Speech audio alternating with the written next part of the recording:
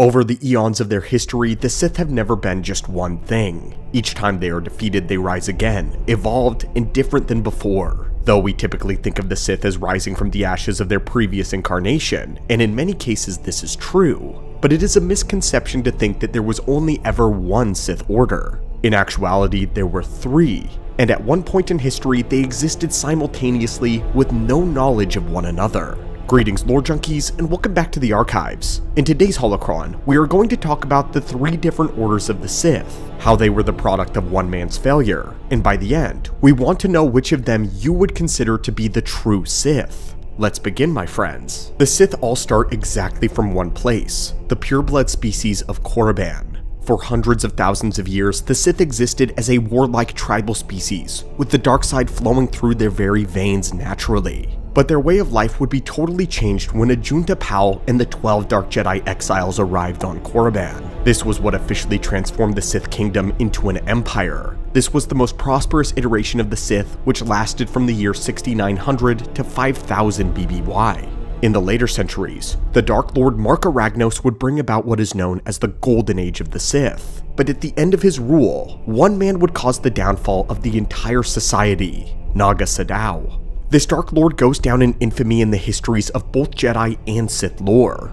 He was one of the most powerful Dark Lords who ever lived, yet his mistakes resulted in disastrous consequences. Following the death of Marka Ragnos, Sadow believed that continued expansion was the only way to ensure the continued prosperity of the Golden Age. His political opponent Ludo Kesh vied for the Sith to stay conservative and preserve as much of Ragnos' legacy as possible. Everything changed though when Gav and Jory Daragon, two hyperspace explorers from the Republic, crash-landed on Korriban. Sadow took the opportunity to spin the surprise event as a preemptive strike by the Republic. He went so far as to break them out of prison and to kill his most trusted advisor in order to frame the Republic. This earned Sadow the position of the Dark Lord, and thus enabled him to carry out what is known as the Great Hyperspace War. This was named as such because the remarkable use of hyperlanes that took the entire Sith Armada straight from Korriban to Coruscant. Sadow had accomplished this by releasing the twins and placing a tracker on their ship. The brother Gav he kept for himself in order to make an apprentice, but the sister Jory, Sadow allowed to go free, allowing her to be tracked and to use her hyperlane usage directly to lead them to the Republic. Using her, he launched a surprise attack on the core worlds and the Empress Tita system deep within the core. While this was occurring, two other events were simultaneously taking place. Under Naga Sadow's empire, two dreadnoughts known as the Omen and the Harbinger were tasked with mining and shipping lignin ore. Lignin ore was a very powerful mineral that greatly enhanced one's power in the dark side. However, both of these ships were ambushed by Jedi vessels. Both ships attempted to jump to hyperspace, but they were knocked off course. The Harbinger blasted off into a wormhole, one that took it into the distant future, and the Omen was sent crash landing on the world known as Kesh. The ship known as the Omen was comprised both of human and Sith purebloods alike, and was captained by Yaru Korsan. When they disembarked from their crashed vessel, they discovered the strange magnetic field that surrounded the planet of Kesh. This kept any hyperspace travel from happening around the world, and interrupted all communications to and from the surface. The planet Kesh was also distinctively lacking in almost all forms of usable alloys. The crew of the Omen was effectively stranded. Making the best of the situation, the Omen crew dominated and subjugated the native Kashiri people, the Kashiri who believed them to be gods from their legends, and so the crew of the Omen henceforth became known as the Lost Tribe of the Sith. The Lost Tribe would be ruled by a Dark Lord who called himself the Grand Consort. The government beneath him were the High Lords, Masters, Sith Sabers, Apprentices, and Tyros. All of them, by virtue of being Sith, were above the native Kashiri, who served as their devoted subjects and plebeians. Back in Sith space now, another Sith Lord was making moves of his own, Tenebrae, now known as Darth Vitiate. Vitiate had been a dark side prodigy since the moment of his birth during the age of Ragnos' rule. Born with black eyes as dark as night, Tenebrae had a natural and an extraordinary aptitude with the Force. He killed his illegitimate father and tortured his mother when he was merely 9, and then he went on to strip his real father, Lord Dromuth, of all of his ability to touch the Force. By age 13, he had fully subjugated his entire homeworld of Madrius. Vitiate would make a journey to visit Marka Ragnos, desiring to become officially recognized as the ruler of his world and to become the Dark Lord's apprentice. Ragnos was impressed by the boy's ambition, and so he awarded him rulership of Madrius and the title Darth Vitiate. However, Ragnos did not allow him to become his apprentice. He could sense that the boy was too ambitious and was a real threat. Vitiate with his new title would go back to his world, renaming it Nathema, and kept the world isolated for the next 100 years, keeping it away from Ragnos' empire. It was completely independent from the power struggles of the Sith Lords. Vitiate had reclused and devoted himself to the study of the deepest aspects of the dark side and rituals that he could find. And so, when we fast forward back to the Great Hyperspace War, Nathema was not called upon for aid. Vitiate foresaw that Naga Sadow's war would be a catastrophic failure, and he waited in the shadows until that failure was complete, before Vitiate would spring his own plan. But back to Naga Sadow, it was his use of the Daragon twins that would be his undoing. Jory was able to warn the Jedi in time for them to mount a counteroffensive against the incoming Sith invasion, and Sadow inexplicitly trusted Gav with spearheading his main attack force. Jory was obviously able to appeal to her brother and convince him to turn back against the Sith. The core world assault totally failed, and Naga Sadow was sent running back to Korriban. Once Sadow returned from hyperspace though, Ludo Kresh was waiting for him like a predator in the dark, with his own private army, betraying Sadow for his impotence. But then, the Republic arrived as well, catching Sadow in a crossfire. As a result, both Sith fleets were totally annihilated, and Naga Sadow was forced to fake his death, fleeing with a few of his Massassi slaves into exile on the moon of Yavin 4. It's at this point that the Jedi begin invading Sith space actively, doing what they can to completely erase Sith history, becoming Tomb Raiders, Body Snatchers. The following year, 4999 BBY would be where Vitiate would make his first move. In a panic, Vitiate summoned 8,000 Sith Lords to Nathema. There, he claimed that they will combine their power to conduct a ritual against the Jedi. However, Vitiate dominated all of their minds and activated a superweapon called the Zildrog. This exterminated all of the Sith Lords at once. Then, using a ritual, he drained all of their force energy, as well as the force energy of his entire homeworld into himself, gaining ultimate power and to him, immortality. Or at least he thought. At this point, Vitiate shed his identity and officially called himself the Sith Emperor. Returning to Korriban, he presented himself as a savior figure, gathering what remained of the Sith as a people. Vitiate then took them on a mass exodus through the unknown regions, protecting them from the watching Jedi. After decades of searching, Vitiate brought them to the lost world of Droman Kos.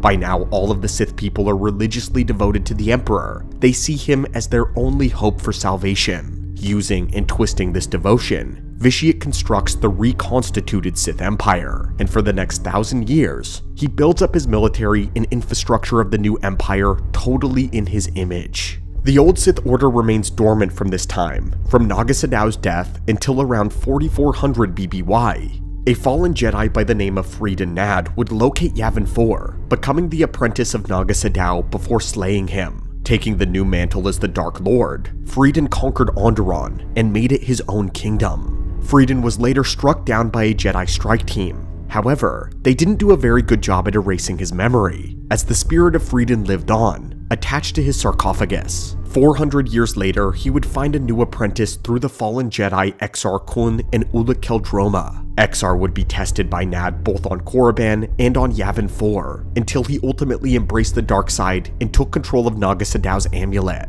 Exar used the amulet to destroy the spirit of Freedon, but found out that he had other apprentices. That is where we meet Ulic Qel-Droma, who wore a different amulet that also once belonged to Naga Sadow. The two Sith hopefuls entered a duel as their sibling amulets began to activate, summoning the spirit of Marka Ragnos. Ragnos then declared two of them to be heirs of the Sith Empire and anointed them as mutual lords of the Sith. Their destiny from henceforth was to bring back the Golden Age and to destroy the Republic. So as you can see, there now exist three simultaneous lineages of the Sith. You have the old Sith Order, who had fashioned their way to being more like a religion, Vitiate's empire, which followed the for king and country ways of the old Sith, and the Lost Tribe, who were an aristocracy on a stranded island world. Ulic and Exar were some of the most successful Sith Lords of their respective dynasty, nearly bringing the Republic to its knees and destroying the Jedi's homeworld of Ossus. However, Ulic again embraced the light after being filled with grief for murdering his own brother in a fit of rage. Ulic was stripped of the Force by Nomi Sunrider, and in penance, he then revealed the location of Exar Kun. The Jedi responded in droves in order to stop a sinister ritual which was meant to free Exar's spirit from the mortal flesh, allowing him to run rampant across the galaxy. Using their combined power, the Jedi interrupted his ritual, causing his spirit to become trapped in the walls of his very temple. But here things are about to get interesting. 40 years after this, two of our Sith Orders intersect. Jedi Revan and Malak go against the Council's wishes and join the fight against the Mandalorians. In the process, they become ruthless butchers and embrace the dark side. Their fall is made complete when Revan finds the Treyas Academy on Malachor 5, an academy for Sith established by Exar Kun. He and Malak use the dark side's secrets to justify their defeat of the Mandalorians. But at the end of the war, Revan is tipped off by Mandalore the Ultimate that they were manipulated by something greater, a Sith Lord in the great unknown. The two Jedi journey off into the unknown regions, where they eventually find Drome and Kos, and waiting for them, Vitiate. Rather than simply kill them, Vitiate is curious about the Republic's strength, so he dominates their minds, sending them back to find the ancient superweapon known as the Starforge. In the process, Revan and Malak act as the vanguard to Vitiate's planned invasion. Taking the Darth title, Revan and Malak return to the Republic as Sith. But upon reaching the Starforge, they are snapped from their mind control, yet they still believe it is their destiny to bring about the fall of the Republic. They wage the Jedi Civil War that ends when Revan and his memory is wiped, and he eventually helps defeat Malak. Revan, however, traces his broken memories back to Vitiate in the unknown. Going back into the unknown regions to defeat Vitiate, Revan eventually fails and is trapped in stasis. However, he uses his mind leak with the Emperor in order to hold him back from his invasion, filling him with anxiety and fear, giving the Republic precious time to build their strength. The last lords from this lineage are the Sith Triumvirate, consisting of Nihilus, Sion, and Traya, and so technically speaking, the old Sith Order officially ends with them in 3951 BBY. Vitiate's empire launches his invasion 300 years later in 3681 BBY. This spawns an era of conflict that lasts around 40 years. Since this period of history is still in development, it still isn't known in Legends continuity how the new Sith Empire actually ends. We do know that eventually, after Vitiate and Valkorian's death, that the Empire is defeated by the Republic, but they do not simply cease to exist. The Sith splinter into many tiny factions that then proceed to pop up every now and again on the timeline. By this point, the Sith can no longer call themselves an empire, but are now officially a religion or an order. Their last resurgence occurs during the New Sith Wars, ending with the Ruusan campaign in 1000 BBY. At this point, Bane rises and completely destroys the Sith with the Thought Bomb. From this point, Bane institutes the lineage of the Rule of Two. The Rule of Two is fascinating because we often attribute it to being from the line of the old Sith Order, but that actually ended with Darth Traya canonically. Technically speaking, the Rule of Two can be traced to the lineage of Emperor Vitiate. But thematically, the Rule of Two derives most of its teachings from Revan and the Sith before him. So in a very strange way, the Baneite lineage is actually a merging of two of the three Sith Orders. The Lost Tribe of the Sith remains unreachable until 41 ABY, when they are finally able to leave the world of Kesh. The Lost Tribe then attempt to destroy Grandmaster Luke Skywalker, settling an old score thousands of years in the past. With the Jedi back on top, the Lost Tribe are then trying to complete Naga Sadow's mission, but unfortunately, they're forced to do the opposite when Abeloth arises. The Lost Tribe eventually is forced to aid Grandmaster Luke Skywalker in destroying this ancient entity. However, they end up betraying Luke when they think they can capture Abeloth and control and wield her power. This fails dramatically, leaving most of the tribe completely dead.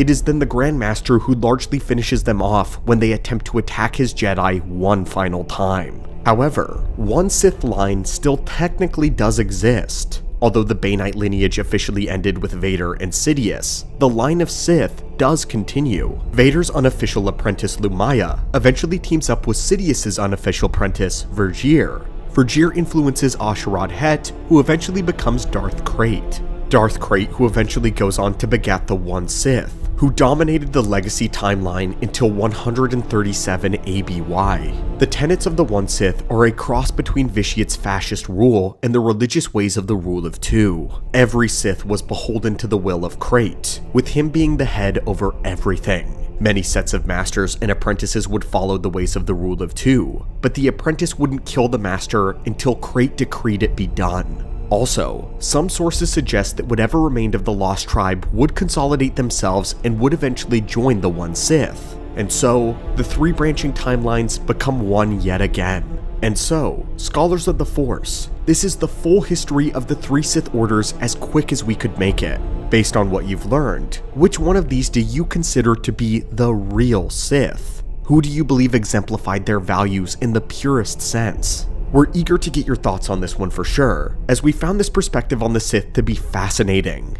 But until next time, we'd love to hear from you in the comments down below. Thank you for joining us, and as always, may the Force be with you.